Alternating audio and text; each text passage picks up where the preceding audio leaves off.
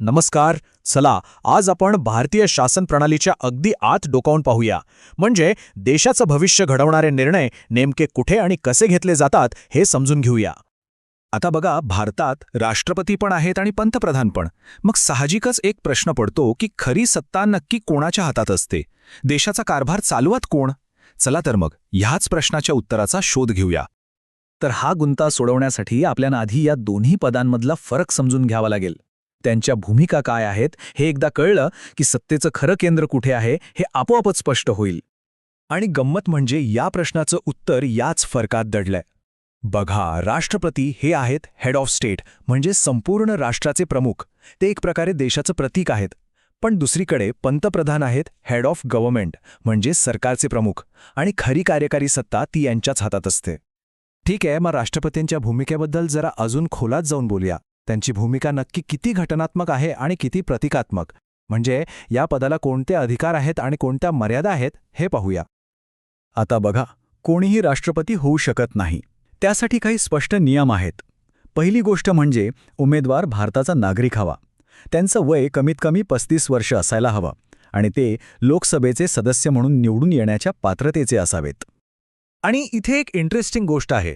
राष्ट्रपतींना आपण थेट मतदान करत नाही. त्यांची निवडणूक अप्रत्यक्षपणे होते.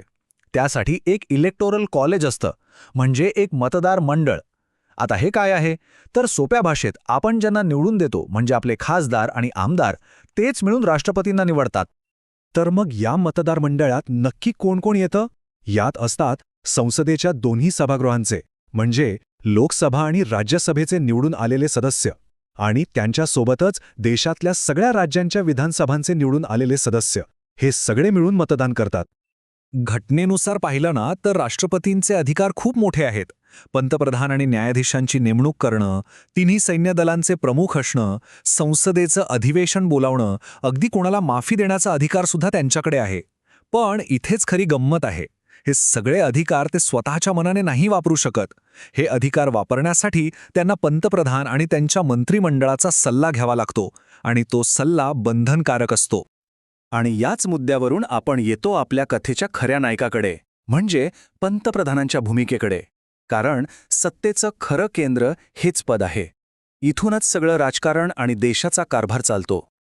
एका वाक्यात सांगायचं तर असं म्हटलं जातं की पंतप्रधान हे सरकारचे खरे प्रमुख आहेत, राष्ट्रपतींपेक्षा अधिक शक्तिशाली, आणि तेच खरे कार्यकारी आहेत.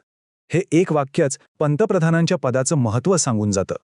आता प्रश्न पडेल की पंतप्रधान निवडतात तर राष्ट्रपतीच ना? हो, ते बरोबर आहे, पण त्यांच्याकडे फारसा चॉईस नसतो. लोकसभेत ज्या पक्षाला किंवा आघाडीला बहुमत मिळतं त्याच पक्षाच्या नेत्याला पंतप्रधान म्हणून नेमावं लागतं. याचा अर्थ काय? तर पंतप्रधानांची ताकद ही राष्ट्रपतींच्या नियुक्तीतून नाही, तर लोकसभेतल्या बहुमतामधून येते. आणि इथे संसदीय प्रणालीची एक खास गोष्ट येते, ती म्हणजे सामूहिक जबाबदारी. याचा अर्थ खूप सोपा आहे. संपूर्ण मंत्रिमंडळ हे एका टीमसारखं काम करतं. ते बुडालं तर एकत्र बुडतं आणि तरलं तर एकत्र तरतं.